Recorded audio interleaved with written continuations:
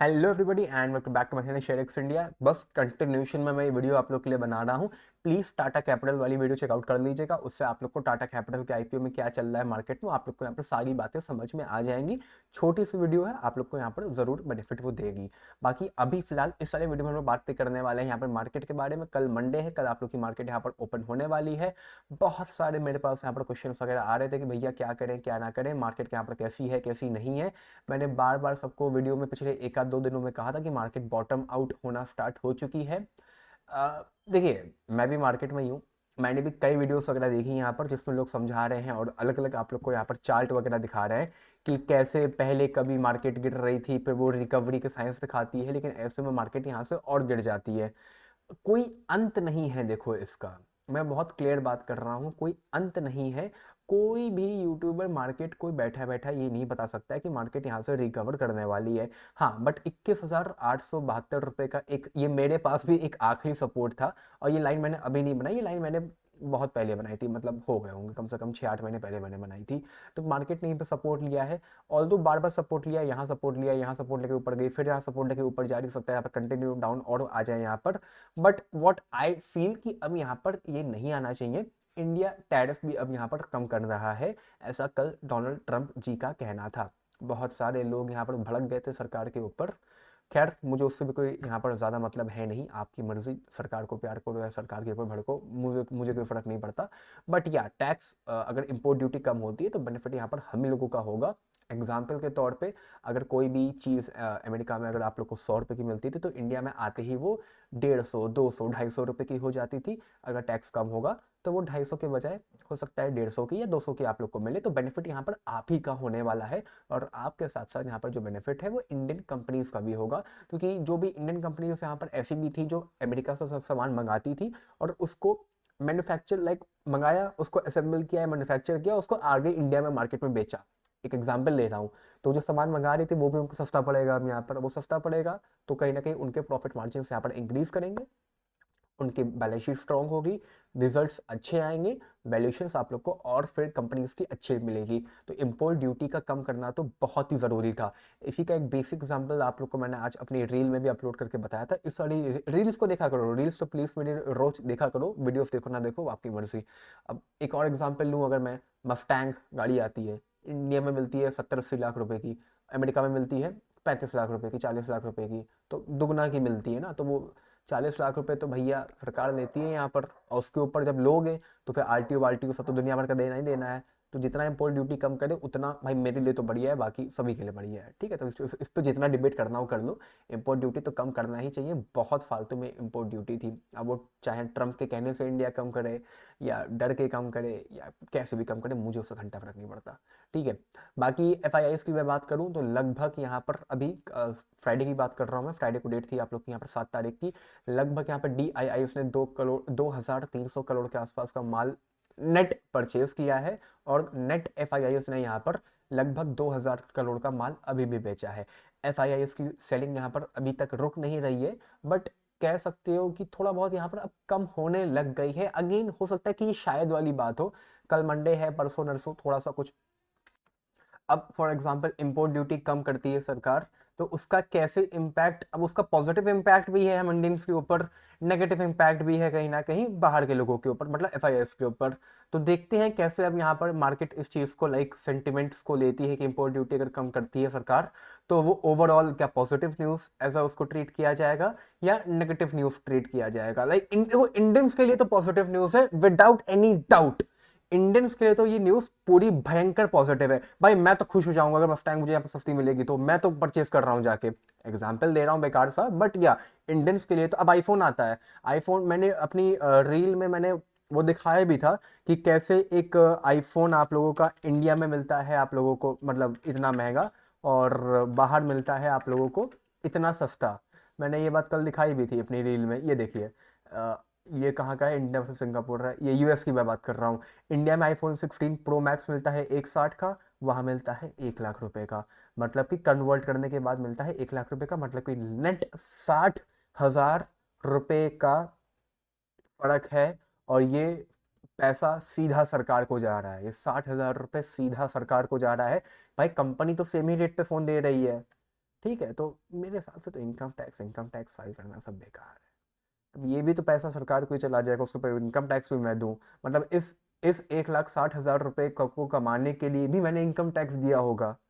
तो कैलकुलेशन करने बैठेंगे तो जो सीए लोग हैं वीडियो में देखते हैं वो तो कंफर्म कर देंगे।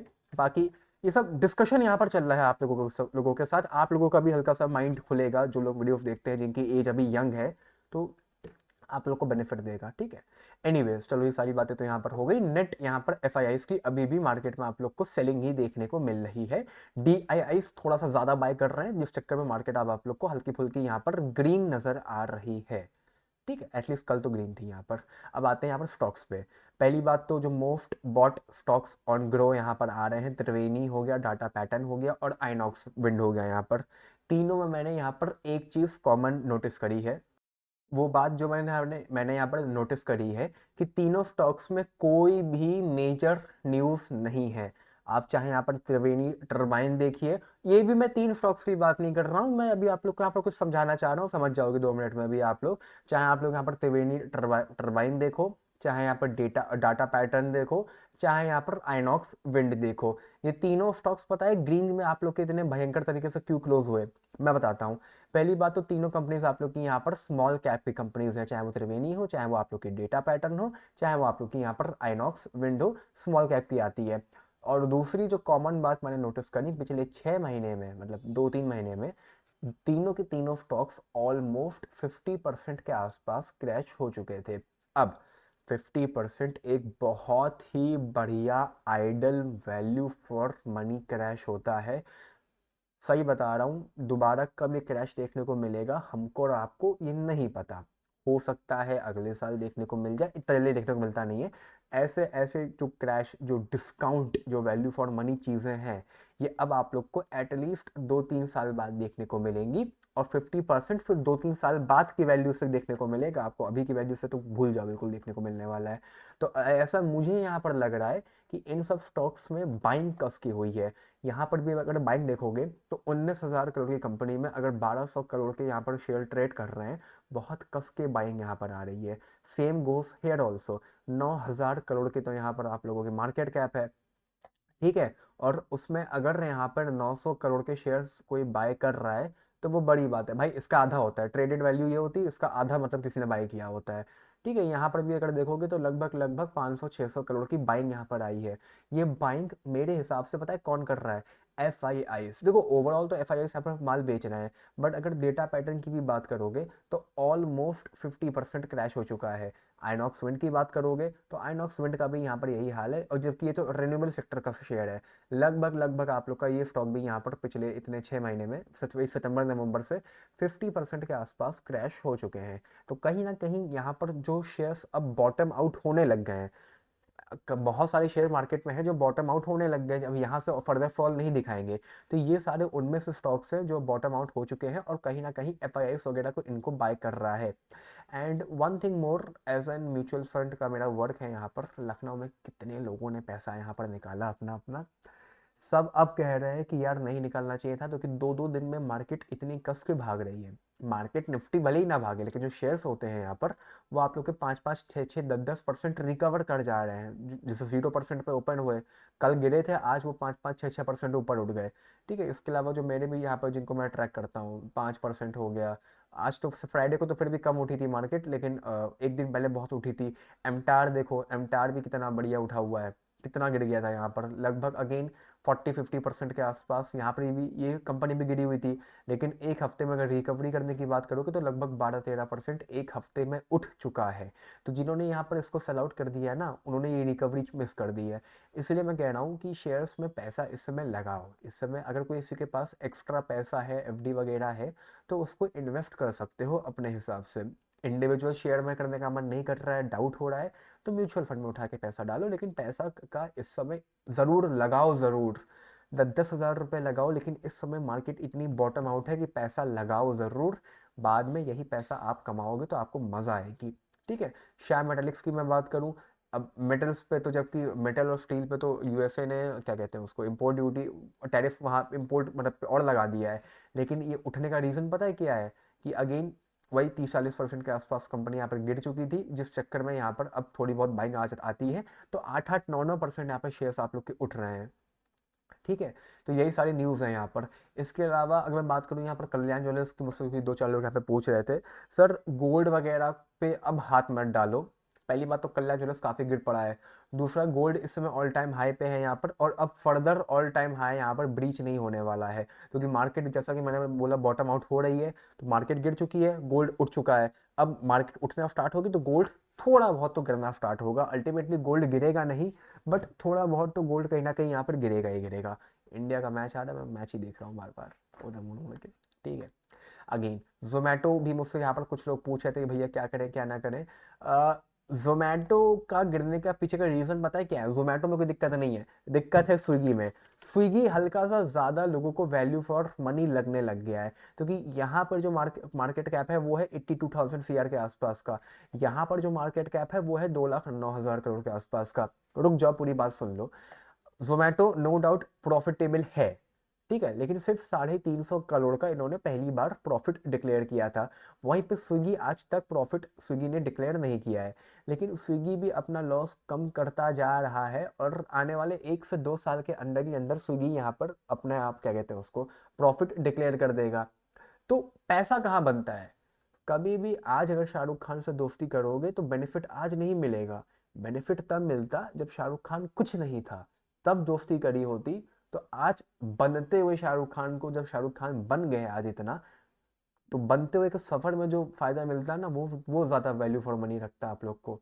कभी भी भैया गोल्ड आज 100 रुपए का मिल रहा है और कल को 10 लाख का मिलने वाला है। तो जब 10 लाख का मिलेगा तब लोगे कि जब 100 रुपए का मिल रहा है तब लोगे? वैल्यू आइडेंटिफाई करो। क्योंकि मैं न्यूज़ अगर यहाँ पर पढ़ रहा था थोड़ी बहुत, मैं जोमेटो से रिलेटेड, आपको भी अगर पढ़ना चाहो पढ़ सकते हो यहाँ पर। तो मुझे जो समझ में आया, जितने भी यहाँ पर आर्टिकल्स वगैरह मैं यहाँ पर रीड कर रहा था, सब में यही था कि इमर्जिंग कंपनी वगैरह तो है, बट स्विगी एक ज्यादा वैल्यू फॉर मनी लोगों को लग रहा था। वरना नो डाउट दोनों अपनी अपनी जगह बढ़िया है। हो सकता है कल को 1-2 साल बाद मैं कहूँ आपसे कि जोमेटो हल्का सा ज्यादा बढ़िया उभर के निकला एज कम्पेयर टू स्विगी, क्योंकि मैनेजमेंट तो दोनों की यहाँ पर अलग है। बट ये टोटल चॉइस यहाँ पर आपके ऊपर है कि आप लोग यहाँ पर क्या बाय करना चाहते हो। ये टोटल चॉइस यहाँ पर आपके ऊपर है। बाकी आईसीआईसी तो को कहना है कि भैया 127% जंप कर सकते हैं क्विक कॉमर्स के ऊपर। तो आजकल वैसे भी बहुत बवाल चल रहा है। अभी दीपेंद्र भैया ने क्या कह दिया था, क्विक कॉमर्स तो एक बहुत ही भयंकर यहाँ पर लॉस में है। 2,500 करोड़ के आसपास का तो लॉस यहाँ पर आप लोगों का जेप्टो कर रहा होगा। तो जेप्टो का वो बच्चा है, वो फुदक गया कि जेप्टो कैसे लॉस कर रहा है, ये है वो है फलाना ढिमकाना।